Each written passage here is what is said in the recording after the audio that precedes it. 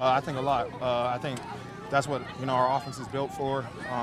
Darnell, myself, Pat, Prue, and Rodney. I think all of us can make plays, whether that's in the run game and in the passing game as well. Beyond just the tight end usage, Arthur Smith historically has used the fullback a lot more than you guys did last year. Did you see your role kind of? You are looking live at St. Vincent College in Latrobe, Pennsylvania, and Steelers Training Camp 2024. It is Wednesday, July the 31st, day 8 on campus, day 6 on the field, and day 2 in pads. Hello, everyone, and welcome to Training Camp Live, presented by FedEx. That was Connor Hayward kicking us off today, talking about, using more than one tight end at a time and how often they're going to do that. I'm Mike Pursuta. He's Max Starks. Max, are you on board that this is tight end you? I am on board that this is going to be a tight end-centric offense. I think the more the better, because the more you put in there, the more propensity it is to run the football. And I really like that aspect of being physical at the point. I think setting that tone early and often, as Arthur Smith has done, has boded well, especially for that crew. We got a talented trio of tight ends. And not only the blocking aspect and the run game aspect, but the catching aspect. I think we're all in agreement that Pat Freiermuth is poised to strike, healthy and maybe better suited with this offense to do the things that they were anticipating he would do when they drafted him. Connor Hayward, he was talking before we got around to the multi-tight end stuff about catching the moon ball from Russell Wilson yesterday. I saw Russell Wilson throw one pass in 7-on-7. It was deep down the middle of the field to Connor Hayward. And then you have Darnell Washington, Max, who has a catch radius that blocks out the sun. I would think he's going to be much more of an option this year. Yeah, I think all three of those guys have a really good feel for what's to happen. Like you said, a lot of passes to Pat Freiermuth early on in this camp. Connor Hayward's had some nice ones. He actually had some screens in some of the team periods as well. And Darnell Washington just waiting for that special category, that red zone, and tight, I'd say high and low end zone type of stuff. Third and short, maybe. Yeah, third and short situations. I think there's a lot of opportunities for him to really become a big-time weapon. And like you said, it's not only for the run, but it's the threat of the run that sets up those type of passing situations. So it's going to be fun to watch the 22 personnels and 13 stuff and 12 as well. If it develops that way, is this going to be a situation where they call a couple plays, and then whatever the defense has on the field, if the defense is playing pass, you run it. If the defense is playing run, you pass it? Or do you think you'd be a little more proactive? Well, I think you have to always dictate what you want to have done and make the defense adjust to it. But there's nothing wrong with it. I mean, I see it a couple times in practice where they'll be in a situation where they'll look at a run and then they'll kill it to a pass because they like the matchup, and vice versa. Still figuring it out a couple of times. What's the tip-off tonight? Is that when they yell, kill, kill, kill, and then they call something else? When Ben was quarterback, yes. Now they have it. It's a little bit more nuanced, so it's not as much as a giveaway that you're switching to one or the other. It could be something as subtle as check, check, check. They'll flash the fingers, or other. They can do a lot of different things, but they haven't gone to the kill play just yet. Quarterback just backs up and says, you know what? Never mind. Plan B. Yeah, exactly. You remember what I said? Forget the first half, just the second half. We've got a lot to unpack today because yesterday was the first day in pads. Max, you were on yesterday morning. I was not, but neither one of us have had a chance in this forum to talk about what we saw. So we'll get to that in a minute. But first, we got to get to the really important stuff. Mike Tomlin and black Air Force Ones. Yes. There we go. Mood. That's a mood right there. That's a whole vibe. And when you see the black Air Force Ones on, I feel bad for the players because that means it's about to get a little greasy today up in practice. Black Air Force Ones are a big deal? Yeah, that is a big deal. Okay. I know you're looking at me like I wear glazed. white New Balance. Yeah, exactly. And nothing wrong with white New Balances. I mean, they're great for tennis. They're great for walking. But when you see the black – I could do the interviews on the field. I could do the show from Sharkies at night. I could sit here and talk to you. Yeah, but when you wear the black Air Force Ones, I mean, people know what the intent, the mindset is. It's you're on some heavy-duty work today. All right, let's get to the aforementioned first day in pads. And rather than try to bring this stuff to you in order of importance, I think it's all significant. I mean, none of it's earth-shattering, and a lot of it's going to be forgotten by September. Who are we kidding? But Yeah. for right now, there are some talking points and some points of interest and some things we want to get to. So let's start with 7 shots. What was your number one takeaway there? Offense looked really good. I mean, you saw a combination between the running game and that beautiful teardrop pass and the back shoulder fade to George Pickens that was caught with ease. One-handed. One-handed.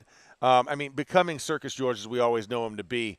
Also, one of the things I really liked the tenacity on a couple of those run plays up the middle. You saw Patrick Queen mixing it up, Peyton Wilson mixing it up, and really jamming and stuffing the run at moments. But I also love the bludgeoning. I saw Zach Frazier give a guy the extra business. Spencer Anderson also finished a guy off in the end on one of the touchdown runs. So a very good day for the offense to establish a mindset out of some more sub and less traditional packages. Yeah, the offense won the drill 4-3. And by the way, they've done this 4 times now. It's 14-14. There we go. So you have your ebb and your flow.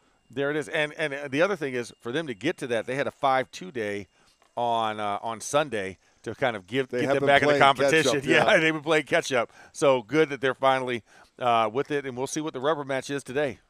Yeah, first rep, it was interesting because, with the pads coming on, everybody wants to be physical. Everybody wants to set a tone. A couple of us spoke with Dan Moore Jr., the left tackle, on Sunday, the last practice before the first padded practice, and he said he thought they would run the ball 7 times in 7 shots just to kind of make a statement. Now, they only ran it 6. But first down, 2 tight ends, Najee Harris right up the gut, touchdown. Second down was that beautiful fade that you mentioned, Justin Fields threw to George Pickens for the circus catch. I thought great coverage by Joey Porter Jr. Yeah, but once again, it's George Pickens. I mean, no matter how blanketed the coverage is, he still has, like, those extendo arms. He's so long and gangly that it's tough to even have that. And once again, he had about 2-3 steps before he got to the end line. So putting that ball up, snatching it, 2 feet down was easy business for him. And, Joey Porter's a great defender, but once again, when you get in those situations, George is just really special at making himself available and getting his body in a position to be successful. Third rep was a Jaylen Warren run up the middle. That got stuffed. Fourth rep, 2 tight ends, and the fullback, Jack Coletto, in front of Najee Harris. Bang, into the end zone again like a hammer. Yeah, that was a nice one. Jack Coletto came in, filled. The defense had made a late shift in that formation. And, I mean, that wasn't Patrick Queen. It was Landon Roberts came in. And, Jack Coletto splatted him. Najee one cut back to the left. Coletto got a nice block. He got a nice block to create the seal wall, and get Najee to squirt by for the 2-yard touchdown. Let's pause just for a second and talk about Coletto a little bit because he's done everything. He's former quarterback in college, linebacker, running back, spent some practice squad or went to camp with the 49ers last year, spent practice squad time with the Steelers. I mean, is this a possibility, or is this just something they're fooling around with? I think it's something when we start to see what the special teams looks like. Obviously, we're going to have the Hall of Fame game coming up to decide how that kickoff return, kickoff coverage unit is. I think if he's shown enough offensively, and we continue to putting him in packages. Like I said, when we see 21 personnel and 22 personnel, I like the way that he fits in on a lot of the lead plays, which Arthur Smith likes to lead play. I think special teams will probably be the differentiator on whether we keep one or not. They did start dabbling in the kickoff return, kickoff coverage stuff yesterday, but it was mostly just a walkthrough. They had the 2 lines. Yeah. They're in close – was it 5 yards, 10 yards? You could be within 5 to 10 yards. So both teams have a 10-yard window, and that could be 5 if you're closer to that line on the front line, and then you could stagger and have about 10 yards. So that's what Danny Smith's playing with.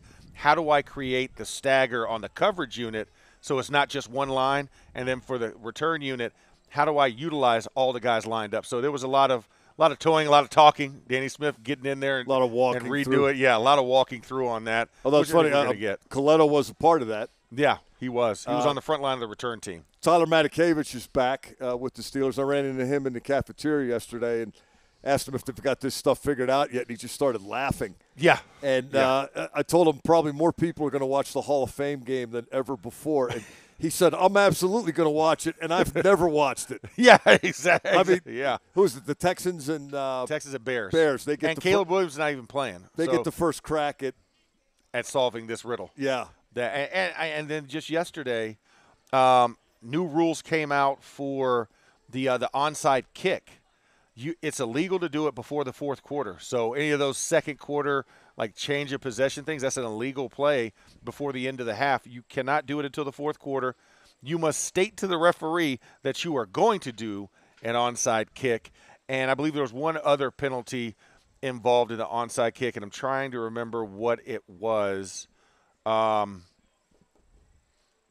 forgot what the third rule is, but two of those rules were the most important. And then it eliminates – remember back in the day where you'd line up for, like, kickoff, and you see the kicker run up and then stop, dial it back, get to the opposite side, and then pooch kick it or try and create a fake onside. Or somebody else kicks it. Yeah, it's that double kick. It's like it was a funky setup, but now you can't do that. That's illegal now. Glad they got that cleaned up. Fifth rep of 7 shots. Jonathan Ward, running back, did not get in. Probably because he was only running out of a one tight end formation. Yeah. Sixth rep was a wide receiver sweep, Roman Wilson, and he got stopped by cornerback Anthony Averett, who's experienced, played some ball in the league. Yeah. Anthony joined the Steelers for rookie minicamp and got himself an invitation here. But, again, he's a been there, done that guy. I was surprised. Wilson ended up hurting his ankle on the play. Yeah, he got pinned pretty bad. But it was one-on-one, and Averett ate him up. That's a play that Roman Wilson had great success with at his previous stop. Yeah, no, and one of the tough things about that play, because you have a single wide receiver out there stalk blocking or man blocking the corner on him, Averett was kind of sitting in the hole in that play, and it just made a great play to scrape over the top. Roman Wilson didn't really sell the inside, which probably could have gave him a little bit more space. He tried to just sprint to the sideline.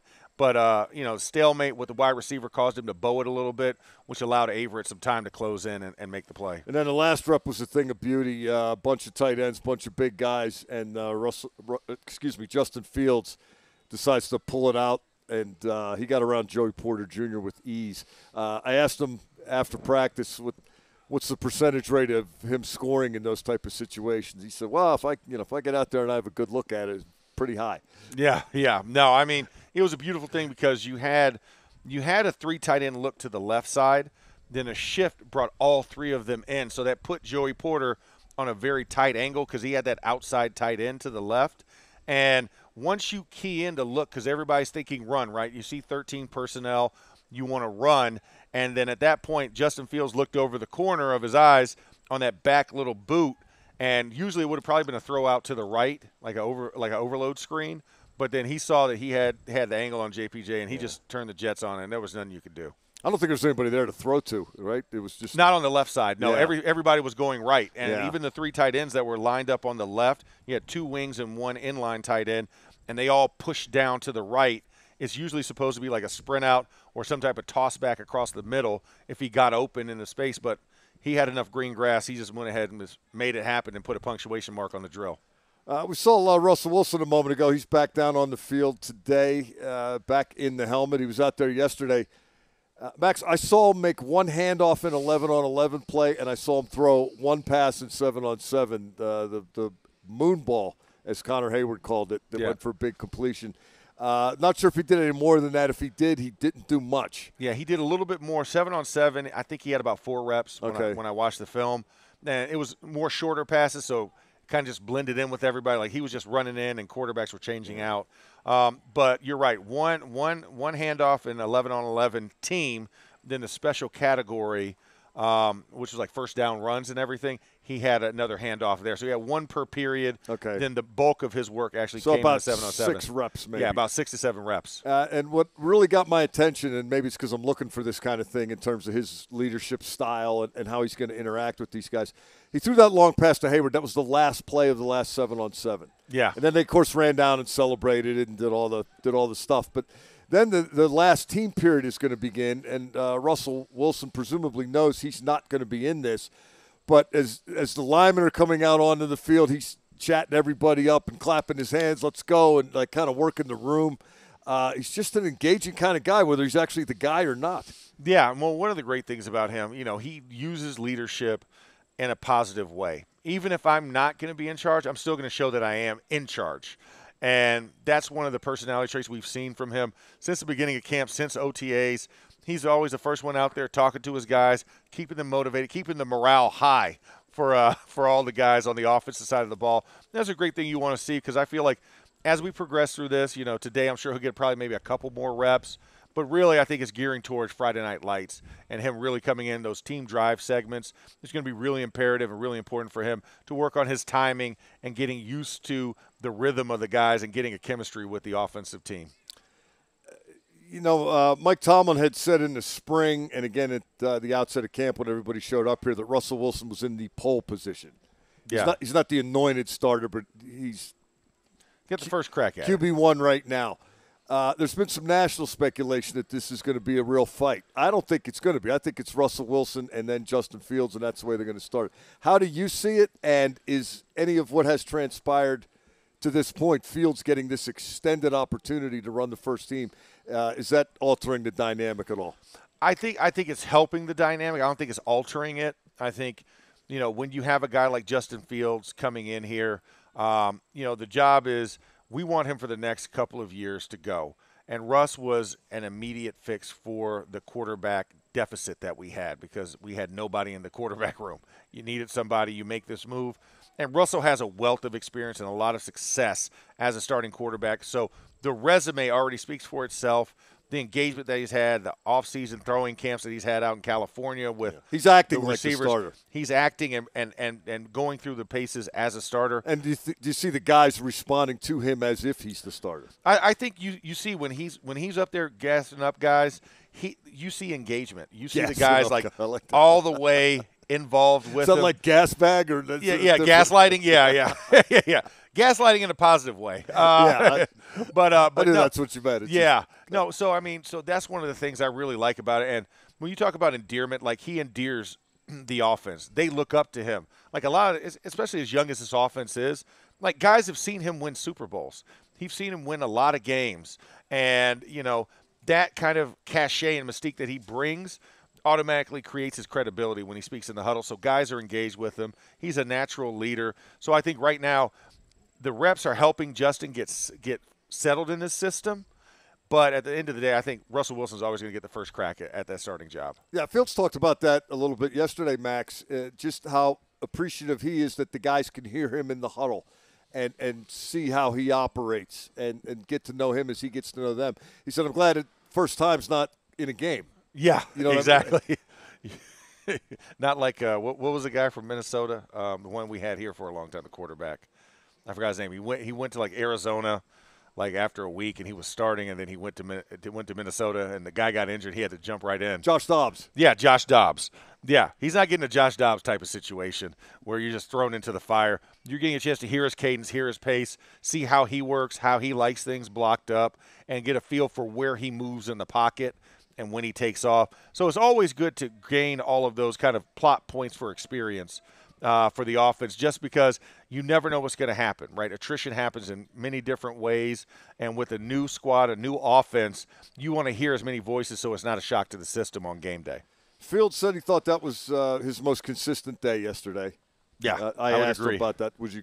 I would agree. I would concur as well. You didn't see the mistakes, the glaring misreads or misthrows. Yeah. And you also continue to see him run the ball. We talked about that 7 shots play. He did it again in team run. Has your look at Justin Fields to this point convinced you that it might be a good idea to have a package for him? I think so. I think you have to do it just because it creates a quandary for a defense. How much time do I spend focusing on the offense, focusing on specific players, and now I've got to also game plan for another quarterback potentially. And so if you can continue to create that quandary, defensive coordinators hate that. And it takes time away from them focusing on the main thing and trying to become, a solid unit with their game plan. And then you have this wrinkle or this extra sheet that says, hey, by the way, if Justin Fields did, this is all the stuff that we have to worry about, right? It just creates more homework, and everybody knows nobody loves homework. So when you have that additional workload of having to remember these type of keys, it clouds the judgment and gives you maybe a second of pause, and a second can be an eternity in the NFL. Just for conversation's sake, what would something like that consist of? You have some read options, maybe regular option. some short passes. How long's that play sheet? I think you have like a package where a certain formation sets that you have for him, and I think always keeping the read option as an available play in your playbook will be really key. But I think also some of the bootleg stuff, right? Doing some misdirection passing where you Which they all seem to be doing. Yeah, they all seem to be doing it, but for Justin Fields, it's an asterisk, right? Because Russell Wilson, he's doing it to get free to create time to make his reads. Justin Fields, you didn't have to worry about maybe to be able to see. Yeah, and to see, and the run capability. Like the run capability is such a big move. When you watch a Kyler Murray, when you watch a Lamar Jackson type, or even a Baker Mayfield to a lesser degree, you see that as an option. And if the threat's there, you get a guy that might play up a safety that might play up a little bit closer and allow for a deep crosser over the top. Think George Pickens. Think those type of bodies, even a Connor Hayward, Pat Freiermuth, Darnell Washington.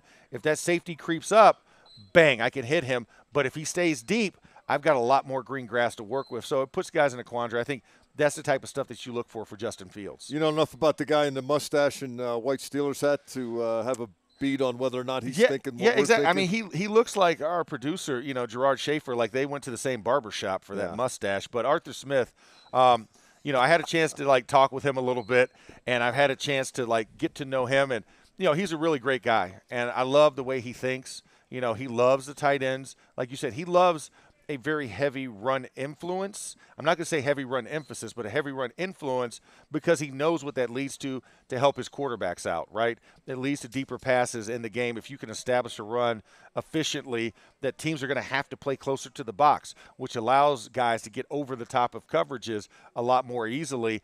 And when you don't and guys play off because they have enough personnel in their front seven, it creates a big issue. So when you line up two tight ends, when you get a fullback in there, it makes teams think, okay, I need to buckle up my chin strap a little bit harder. And when those moments happen, you can let it fly.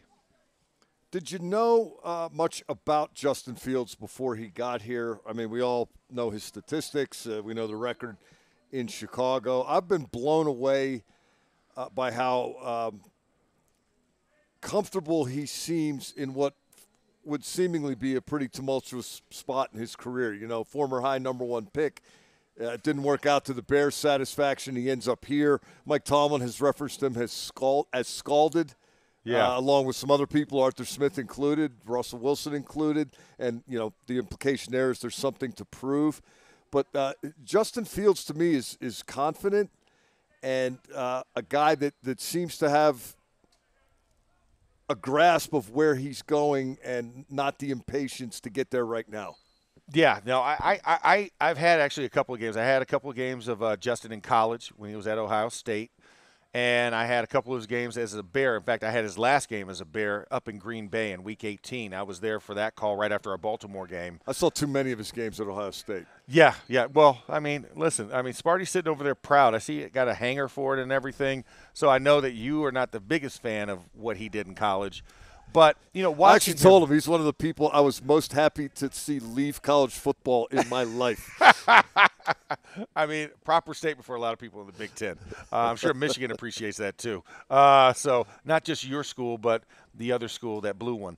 When I think about just what I saw from him last season, he was a guy that had tremendous talent, tremendous poise, just didn't have the weapons. Like what he has here versus what he had a year ago in Chicago is night and day. The offensive line, the depth that we have and that they did not have would always leave you a little bit skittish. Weapons, QB not the only change they made. Yeah, they made a lot of changes. A lot of receivers they brought in the offseason. You think about what he would have done with not only just a DJ Moore, but having a Keenan Allen, right? Going and getting a Rome Odunze. That gives Caleb Williams 3 weapons, 2 more than what Justin had. And then all he had was Cole Kmet. He didn't have anything behind him. But now you got Freiermuth, Washington, Hayward. You have a plethora of options available. And then the running back was decent, but it's no Najee and Jaylen Warren 1-2 punch. So I think for that, when you come in and you see what's available to you, it's like, this can be cool. And this can be a greater opportunity. You know what? Maybe it wasn't me.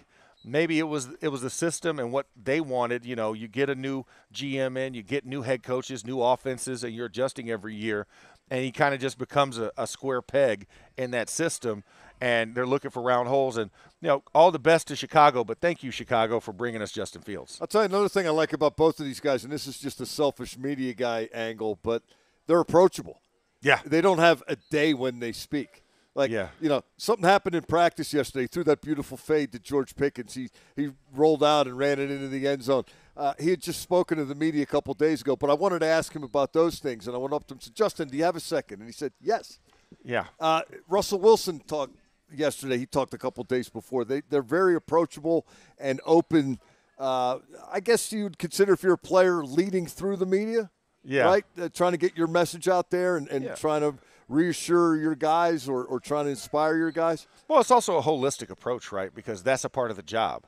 As much as it is producing on the field, as much as it is gaining chemistry with your team, it's also how the media and how the fans view you. So the best way to talk to the fans is through the media. So if you can give a couple extra sound bites, is it really taking that much out of your day to answer a few questions? And they do it with grace, humility, and it's not a chore for them. Doesn't seem like it. So I really like that aspect. But like I said, it's holistic leadership. It's not just segmented leadership. And they're also, this goes for everybody, these guys are working the autograph line after practice. Oh, yeah. Relentlessly. Well, I mean, yesterday, like Charlie Batch brought in some of his kids for the Best of the Batch program, brought like 30 kids in. And you could see Charlie like trying to hold the kids at bay and Russell finishing up his post-workout routine. And he's like in between but looking back at his kids like, hey, stay back. Don't mess with him. And then when Russell came over, he got about 10 yards. The kids just absolutely swarmed him. You saw a big smile on his face. He gave all the kids high fives and autographs and spent all the extra time that was necessary to make sure he said hello and treated all the kids with the attention and respect that you would like to see from sports stars. He embodies that, and he does it genuinely, which is really nice to see. Yeah, it's been a lot of fun, and a lot of people are getting a kick out of it. Backs on Backers was a lot of fun. Yes, it was. Always is. First thing that jumped out at me, I thought the offense won the drill. I would agree. By it wasn't close. It wasn't close. It was an appreciable margin. And I don't know, Max, I always heard it was tilted toward the defense because they get the running start and the offense can't cut block. And they did meet Jalen Warren and Darnell Washington. Yes, they did. And they met them, and they gave them a big hello. Hey, how you doing? Like the first rep set the tone when Darnell Washington stoned Alex Highsmith on the very first play, and then it continued. Najee and Pat Queen had a couple of good run-ins. Landon Roberts was probably the most effective of all those backers because Landon is just a battering ram when he gets space, and he was working mostly on the running backs. But Jalen Warren had a nice plaster on Peyton Wilson. Pat Freiermuth had a heck of a block yesterday. Now, he did get whipped one play really bad by Nick Herbig. No, it was Moon. Oh, it was Moon. Sorry, Jeremiah Moon. That's right. Yeah. Jeremiah Moon, and he did that. Yeah! And he's posing and yelling, that and then primal he went to scream. the other side, and then it wasn't. And then Moon got him on the next rep. But with the Alex Highsmith spin move. Let's stay with Freiermuth for a second because that's not something we expect to see from him, at least not something we have seen from him to this point. Yeah, he's enthusiastic about blocking. Now, does it get accomplished at the best way? Took a minute to buy into that. I mean, he came in kind of more Travis Kelce, and now he's developing that kind of George Kittle mindset. But it was really good to see, like you said, when you see that confidence brewing and you have a drill like that that's based on physicality for a guy you don't think is really physical, it's a good move in the right direction. Like you said, win some, you lose some. It was 50-50 on the win rate. But the fact that he was willing to get in there, put his face in the fan and have some fun was really nice to see.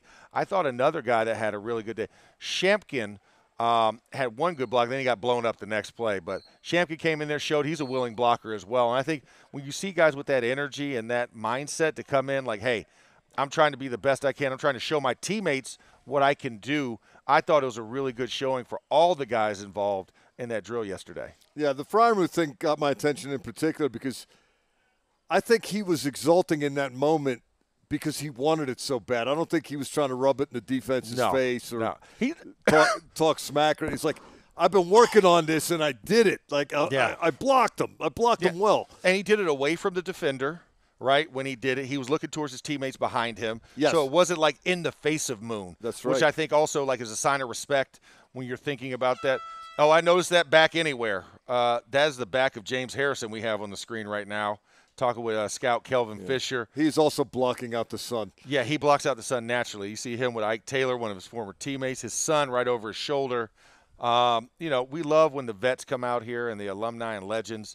I've seen Troy Polamalu and now Harrison. I guess that's two pretty good ones. That's two pretty good ones to have in the mix. And then we have Rashard Mendenhall, Russell Stuvance, and Isaac Redmond yesterday out to practice. It's always cool when you see guys are welcomed. And I seem to always run into my former teammates right before I'm about to come on the air, so I don't really get to spend as much time with them.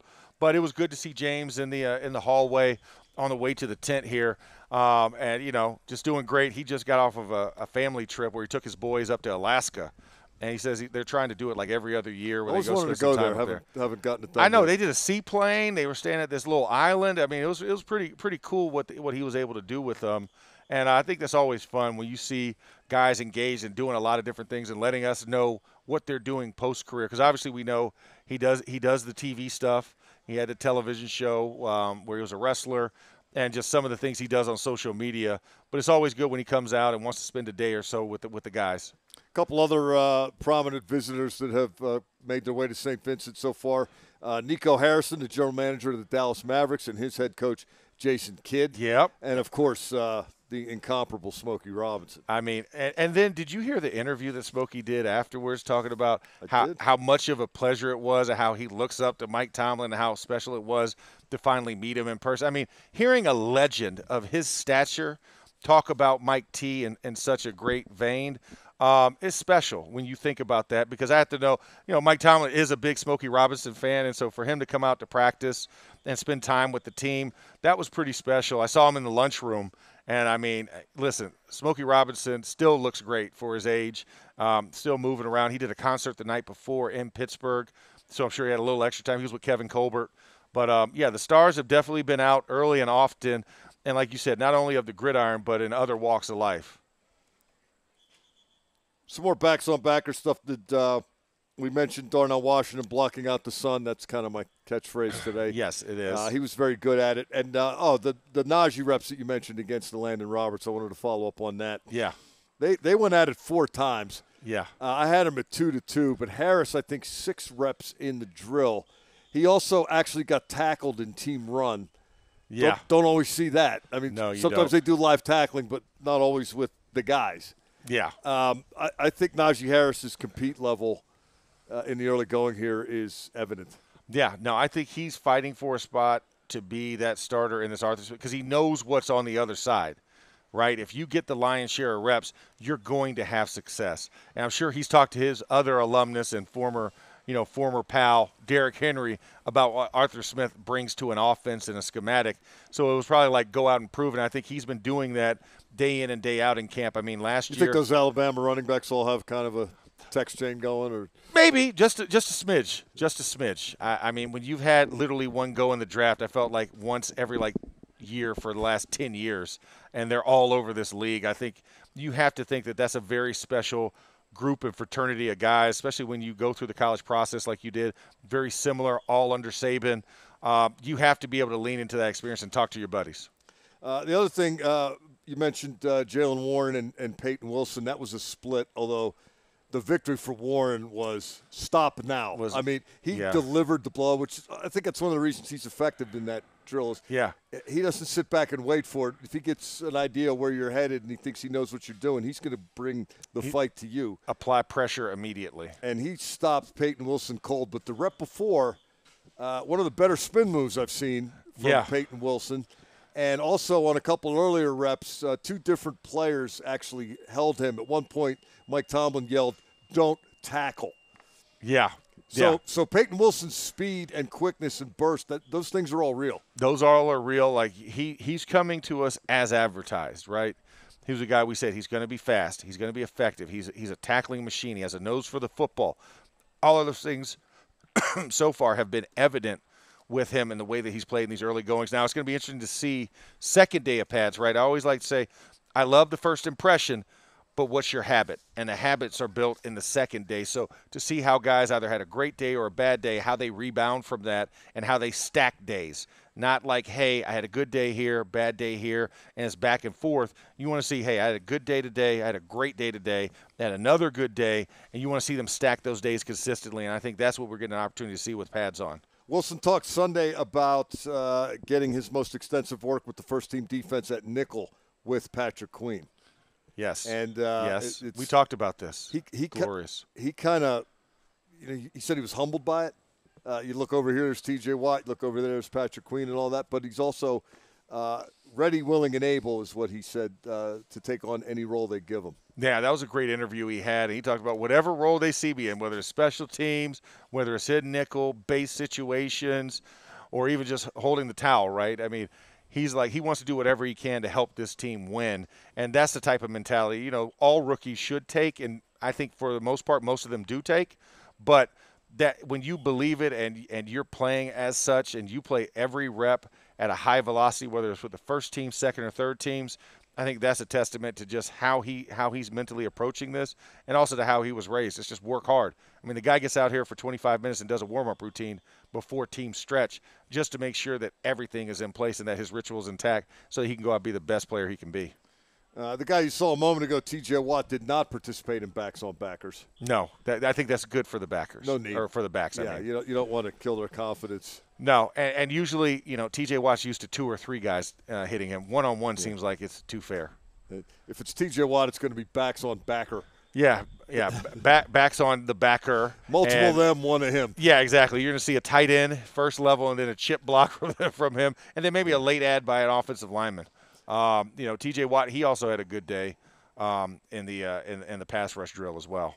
Yeah, he's been one of my procedural components as I watch practice, try to take notes on what happened and figure out what we're going to talk about on our next show. I write SK in parentheses when I think it would have been a sack. Yeah. And you do that a lot with number 90. Yeah. He's one that he is the sack artist. He is. Because even when they're not tackling the quarterback. Yeah, I mean, and listen, I know he did not get the Defensive Player of the Year honor, which I felt like he was robbed again. But when you think of the last 3 years of just production, barring injury, there hasn't been anybody that's produced to the level that T.J. Watt has. And he just knows how to get after a quarterback and take him to the ground. And he has a skill set, and he can do it with 1, 2, or 3 guys blocking him. He always finds a way to get through. And, there's not enough you can say about what T.J. Watt brings to a defense, and especially this Steeler defense. You've got 95 is Keanu Benton. You've got a front with Cam Hayward back consisting of Benton between Ogunjobi and Hayward. Yeah. You've got the 2 twin terrors on the outside, Watt and Highsmith. Queen and Roberts in the middle with Peyton Wilson waiting to come in on the nickel if they want to go that way. This corner tandem of Joey Porter and Dante Jackson is kind of intriguing to me because they sort of have a mutual admiration society going. Yeah. And they're kind of developing a close friendship as well as being teammates and important components of the defense. Deshaun Elliott, can't say enough about the impression he's made on the field and how well he speaks and how interesting it is to hear him talk about the team and different elements of it. It's got a chance to be a pretty good defense, doesn't it? No, absolutely. And, I mean, you think about, we didn't even mention Minkah Fitzpatrick in that mix as the other safety. But I like what I see there. And then you still got a DeMonte KZ who can fill in anywhere in the safety, back end, slot type of position. Beanie Bishop, who's made a quick impact here. Grayson Arnold getting a lot of burn yesterday. Getting a lot of shots at that nickel slot position. Then DeMarvin Leal looks great, in shape, tenacious on that defensive line where you're talking about a depth and a rotation, which Carl Dunbar loves to do.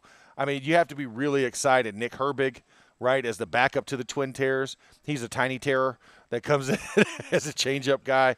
There's so many great elements and so many people you can mention in this process, and there's still more. Like, you have to fill out a full second squad, and I think, there's so many great guys that can come in and fill in. Miles Killebrew, we know, special teams captain and a guy who just changes it around. He could also play in that secondary in a multitude of positions.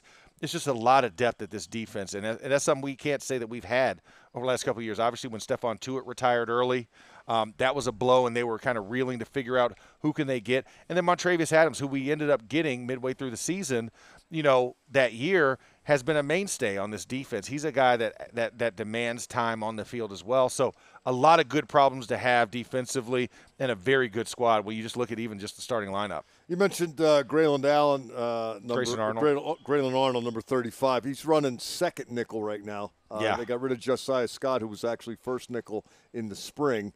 But Beanie Bishop, every time they start a drill, he's out there. Yeah. The first time the nickel's out there. Riddle me this, Batman. Okay. How do you draft an offensive lineman number 1, an offensive lineman number 2, a linebacker number 3, and the guy who's probably got the best chance to quote-unquote start is the guy you didn't draft? It's called great scouting.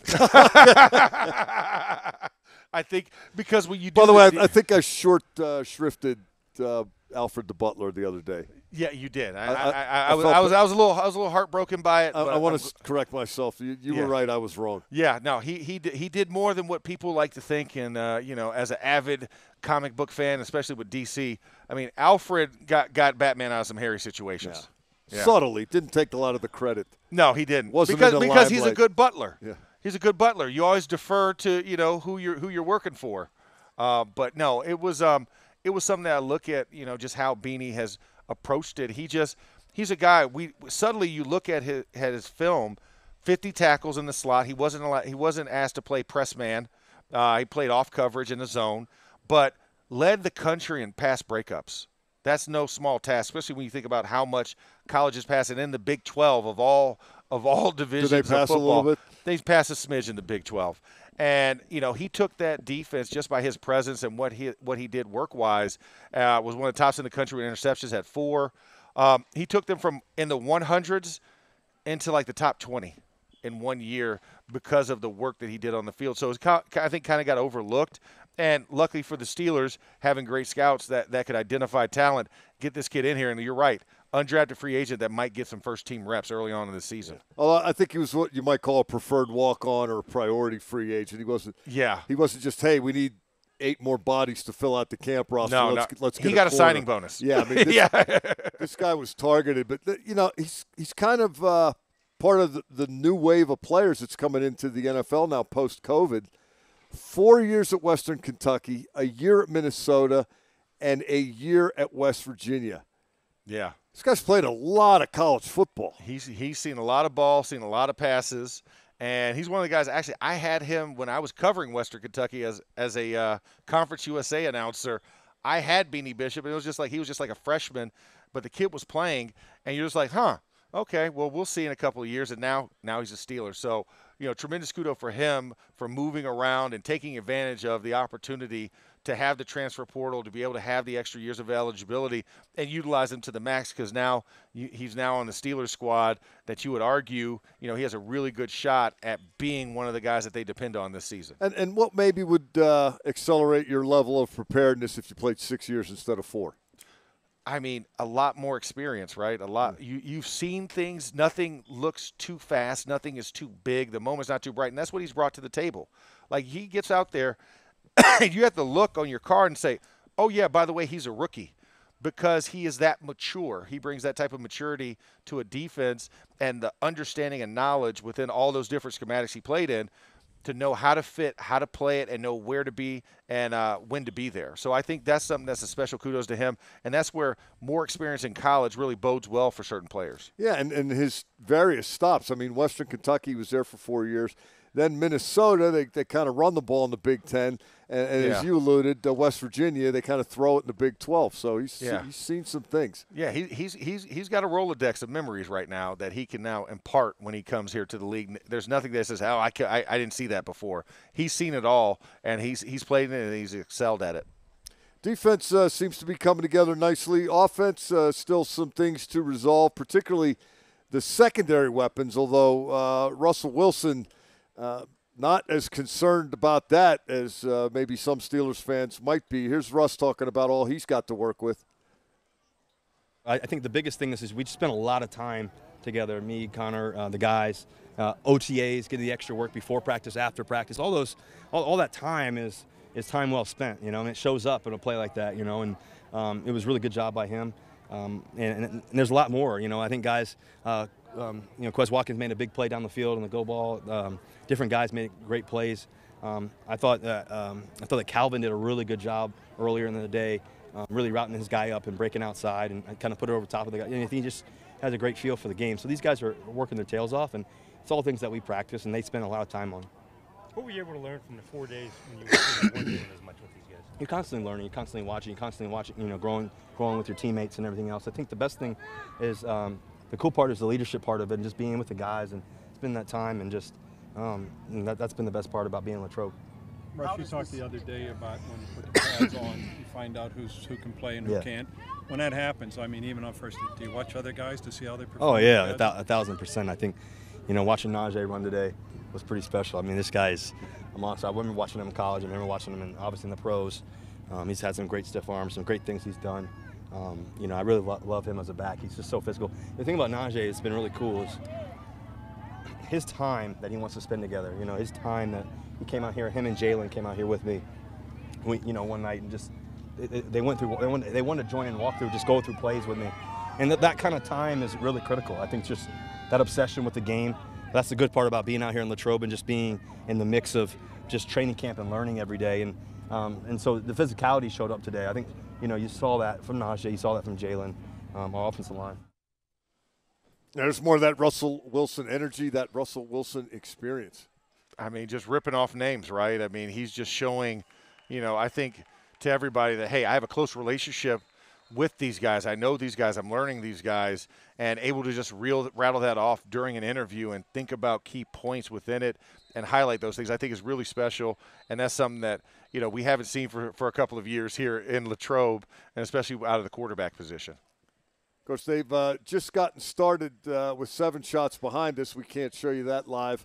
But we can reflect back to yesterday's 7 shots and how well that went for the offense and how it was kind of mission accomplished, not just what they did, but the way they did it. Here's left tackle Dan Moore Jr. talking about that. Little things that I'm helping them with, I got to make sure that I'm on my P's and Q's doing. Knowing that they're watching me every rep, I'm trying to put my best on film just, so they can have something to learn from me. And in turn, like you said, that's pushing me, making sure I'm on my P's and Q's, and it's also making me better, just teaching them little small things and helping me become more of a leader. And 7 shots, you guys' first live drill, you run, maybe run 3 out of 7 times. Is that tone setting or is that just normal? No, it's definitely tone setting. Coach Tomlin talks about, he doesn't want the defense to let the offense run it in. So, we always talk about running it in anyway. And that's the mindset that we want to have, especially with it being 7 shots. Obviously, there's a lot of trash talking. So we just wanted to put a little emphasis on it today. Think they got upset, defense? It was real quiet. I don't know if y'all noticed. It was real quiet today. So I don't know. We'll see. I couldn't tell if they were upset or if they didn't care. I don't know.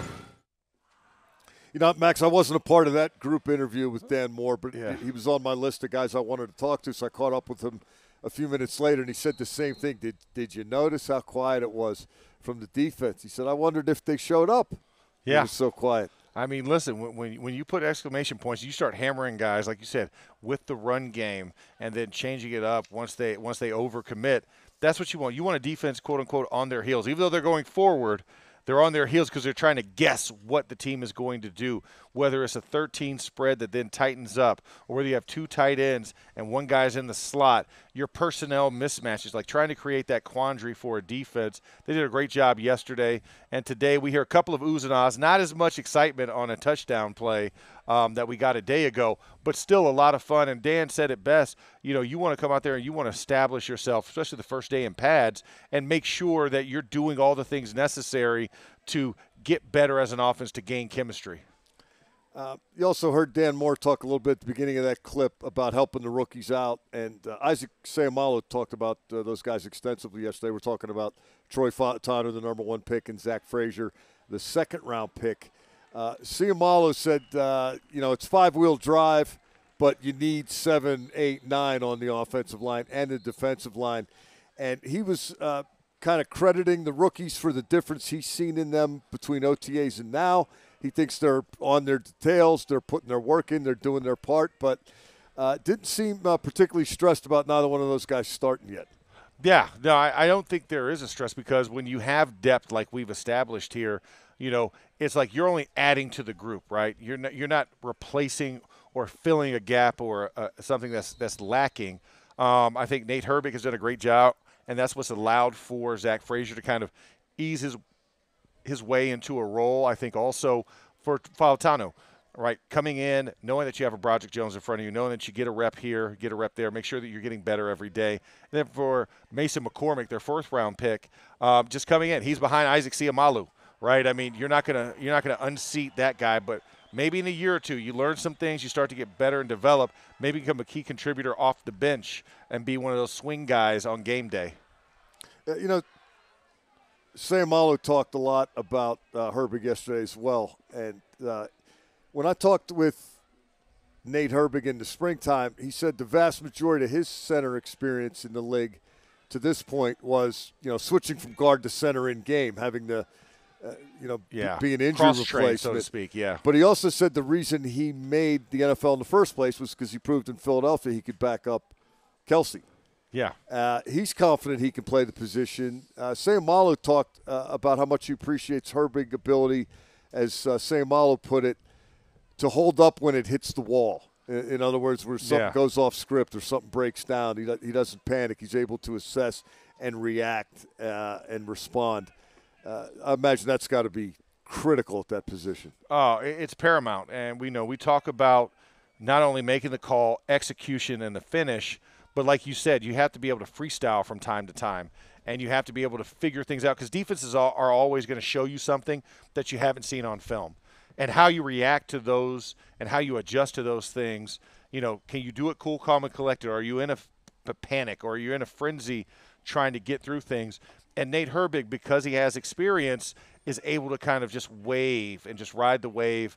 If a guy drops in coverage, he's going to go find work. He's going to go insert himself into the play and make a difference. And then, of course, making the initial mic calls. But then on the adjustment, being able to get everybody readjusted once the quarterback makes those. All those subtle nuance things really make a difference when you're talking about a center, a leader, a captain of that offensive line, so to speak. He has all those intangibles. And when that's almost like quarterback, right? You're leader by default almost at the center position. Yeah, and some guys get forced into it. Some guys accept the role gladly and couldn't wait for it to come any sooner. So it's a big thing, I think, when we look at all of those traits. And you have to say, yes, Zach Frazier is amazing. Yes, Zach Frazier has a lot of reps and experience in college.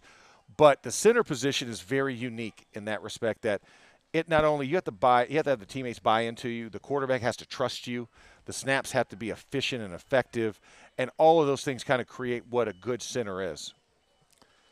Let's give one more listen now to how we started the show. A little bit of Connor Hayward. He talked initially about catching a pass from Russell Wilson yesterday. Then I asked him about how many times they're going to use multiple tight ends and the impact that might have. I think a lot. I think that's what our offense is built for.